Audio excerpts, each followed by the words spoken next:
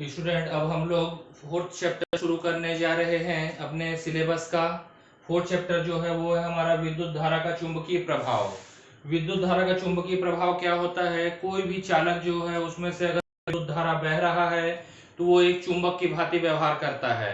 आप कभी अगर किसी हाई टेंशन लाइन के नीचे से गुजरे होंगे तो उसके नीचे आपको एक आवाज सुनाई देता होगा। वो इसीलिए विद्युत बह रहा है, बहुत ज्यादा विद्युत धारा बह रहा है हाई टेंशन लाइन के अंदर से, तो उसका एक प्रबल चुंबकीय क्षेत्र है जिसकी आवाज आपको नीचे तक सुनाई देता है। या बारिश के दिनों में जब आप पटरियों के नीचे से गुजरते हैं तो वहां पर भी आपको एक विद्युत धारा बह रहा है, उससे करंट का महसूस होता है। छाता वगैरह में कई लोगों ने झटके का अनुभव किया होगा। मैं एक सिंपल सा एग्जांपल बताता हूं जिससे आप भी एक इलेक्ट्रोमैग्नेट बना सकते हैं, अर्थात एक वैद्युत चुंबक बना सकते हैं। एक लोहे का कील लीजिए या एक स्क्रू लीजिए, उसके ऊपर एक तांबे के तार को लपेट दीजिए। तांबे के तार के दो सिरे निकलेंगे, एक सिरे को एक बैटरी के प्लस से और उसी बैटरी के दूसरे सिरे को, जो तार निकल रहा है उसके दूसरे सिरे को उसी बैटरी के माइनस से जोड़ दीजिए और फिर उसको किसी भी धात्विक पदार्थ के सामने लेके जाइए। देखिएगा कि वो उसको आकर्षित करने लगेगा और जैसे ही आप बैटरी से कनेक्शन को हटा देंगे वो आकर्षण का गुण खत्म हो जाएगा। मतलब विद्युत धारा बहने के कारण कोई चालक चुंबक के भांति व्यवहार कर रहा है, चुंबकीय गुणों का प्रदर्शन कर रहा है, उसी का अध्ययन हमको इस चौथे अध्याय में करना है। तो कैसे हम विद्युत चुंबक बना सकते हैं, कुछ साधारण हमारे जीवन के अनुभव जिसमें हमने चुंबकीय प्रभाव को अनुभव किया है, ये मेरे ख्याल से आप समझ गए होंगे। इसके बाद आ जाते हैं, पहला हमारा एक वैज्ञानिक थे ओस्टेड। उन्होंने सबसे पहले विद्युत धारा बहने से चुंबकीय क्षेत्र में कोई फर्क पड़ता है, मतलब बहते चालक में बहते हुए विद्युत धारा के कारण उसका खुद का कुछ चुंबकीय क्षेत्र होता है, इसको प्रदर्शित किया था। वैज्ञानिक का नाम था ओस्टेड। ओस्टेड का प्रयोग, ओस्टेड का प्रयोग क्या था? देखिए, एक हम लोग परिपथ ले लेते हैं, यहां पर एक धारामापी जी लगा दिए, यहां पर एक बैटरी लगा देते हैं प्लस माइनस। अब यहां पर विद्युत धारा जो है वो किस दिशा में बहेगा? जैसे घड़ी का सुई चलता है उसी दिशा में बहेगा। अब यहां पर मैं क्या करता हूं कि एक चुंबकीय सुई ले आता हूं, मैग्नेटिक नीडल जिसको बोलते हैं, आपने शायद देखा भी होगा। इस तरफ उत्तर है, इस तरफ दक्षिण है। तो ओस्टेड ने क्या देखा कि विद्युत धारा जिस ओर बहता है चुंबकीय सुई भी उसी ओर घूमने का कोशिश करता है। अब ओस्टेड ने फिर क्या किया, ये देखिए यहां पर विद्युत धारा जो है हमारा घड़ी के सुई की दिशा में बह रहा है, तो ये मैग्नेटिक नीडल जो है ये भी उसी दिशा में घूमने का कोशिश कर रहा है। अब ओस्टेड ने इसी प्रयोग को दोहराया, लेकिन इस बार उसने बैटरी को पलट दिया, मतलब जहां प्लस था वहां माइनस, जहां माइनस था वहां हो गया प्लस। अब यही विद्युत धारा जो हमारे घड़ी के सुई की दिशा में बह रहा था, अब ये घड़ी के सुई के जस्ट उल्टे बहने लगेगा।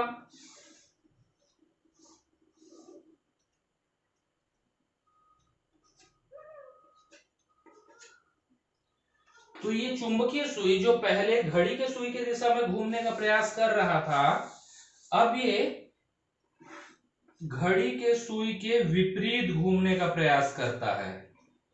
तो ओस्टेड ने इस प्रकार ये बताया कि किसी भी परिपथ में विद्युत धारा जिस ओर बह रहा है चुंबकीय सुई का उत्तरी ध्रुव उसी ओर घूमने का प्रयास करता है।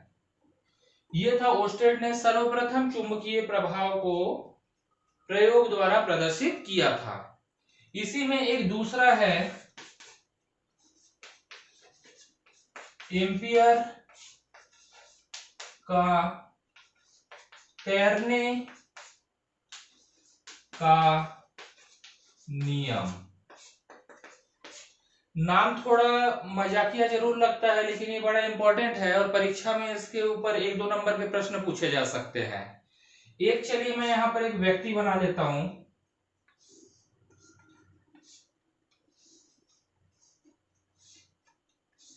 ये तैर रहा है नदी के अंदर,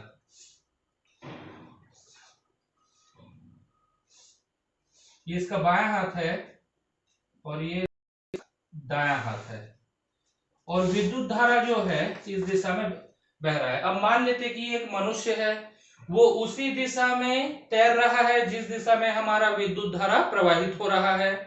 तो एम्पियर क्या बोलता है कि अगर मैं यहाँ पर चुंबकीय सुई लेके आऊं तो चुंबकीय सुई इस तैरते व्यक्ति के बाएं हाथ की तरफ घूमेगा। चुंबकीय सुई, जाहिर सा बात है कि यहाँ पर अगर चुंबकीय सुई लेके आते हो तो ये चुंबकीय सुई जो है ये इस व्यक्ति के बाएं हाथ की तरफ घूमेगा। बाएं हाथ की तरफ घूमेगा मतलब इस धारा की दिशा को देख के आप समझ सकते हो कि ये घड़ी के सुई के उल्टा दिशा में चुंबकीय सुई घूमने का प्रयास करेगा। इसी को हम लोग बोलते हैं एम्पियर का तैरने का नियम या एम्पियर स्विमिंग रूल। यहाँ पर ओस्टेड ने सर्वप्रथम ये बताया था कि किसी भी परिपथ में अगर विद्युत धारा प्रवाहित हो रहा है तो उसका कुछ चुंबकीय क्षेत्र होगा, और चुंबकीय क्षेत्र होगा तो किस दिशा में होगा ये एम्पियर ने बताया। एम्पियर ने क्या बताया कि यदि हम एक व्यक्ति की ऐसे कल्पना करें कि जो उसी ओर तैर रहा है जिस ओर विद्युत धारा प्रवाहित हो रहा है, तो चुंबकीय सुई को विद्युत धारा के पास लाने पर चुंबकीय सुई सदैव तैरते व्यक्ति के बाएं हाथ की तरफ घूमेगा। तो ये दो महत्वपूर्ण कॉन्सेप्ट है, इसको याद रखिएगा। पहला ओस्टेड का प्रयोग, उसने केवल डेमोस्ट्रेट किया, प्रदर्शित करके बताया कि चुंबकीय प्रभाव होता है। एम्पियर ने क्या किया, एम्पियर ने बताया कि चुंबकीय सुई किस ओर घूमता है, उसका एक नियम दे दिया। मेरे ख्याल से ये टॉपिक आपको क्लियर हो गया होगा। कुछ डाउट होगा तो आप कमेंट कीजिएगा। अगर ये लेक्चर अच्छा लगा तो एक लाइक जरूर प्रेस कीजिएगा और अपने दोस्तों सहपाठियों के साथ इस कोर्स को शेयर कीजिए ताकि उनको भी इस कोर्स का लाभ मिले। और कोर्स को सब्सक्राइब करना मत भूलिएगा, चैनल को जरूर सब्सक्राइब कीजिएगा और नोटिफिकेशन बटन भी प्रेस कर दीजिएगा ताकि जब भी मैं एक नया लेक्चर अपलोड करूं आपको सबसे पहले पता चल जाए। धन्यवाद।